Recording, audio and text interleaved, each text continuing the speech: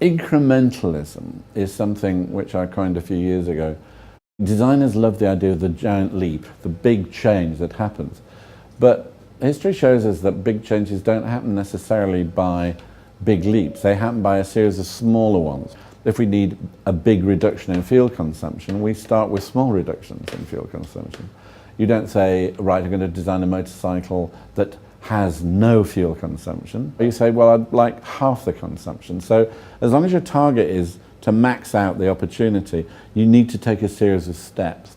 And teaching businesses that is very interesting. There's a kids game where you change one letter in a word, mum to mud to mad to dad. As a good example, you've changed one letter at a time, but each is a real word. Now that's the trick with this. If you're going to change something from mum to dad, every intermediate change still has to be very good. So every flip you do has to be aimed towards where you're going to go, and that takes us back to having a long-term objective in a business of where the whole thing needs to be.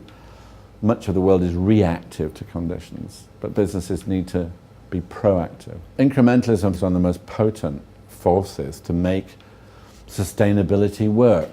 If you look at great big organizations and manufacturers, they're often paralyzed by the fact that they can only make one thing.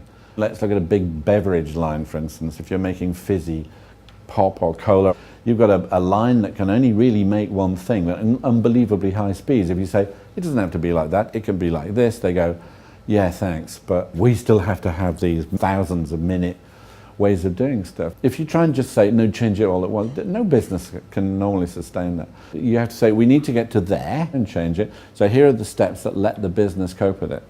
And knowing what you're going to do in the future is a very powerful way of doing that. That means that the supply chain, the investment on plant that's going to make things, that these guys know what they're going to have to make. So this is the importance of lining these things up and getting some sense out of it. If you know where you're going to go, you can make the fairy steps, as they used to call it, the little steps, the incremental clicks that take you along a line towards the new, the vector to the new. And I think that's one of the most important and powerful thoughts that big business has to learn.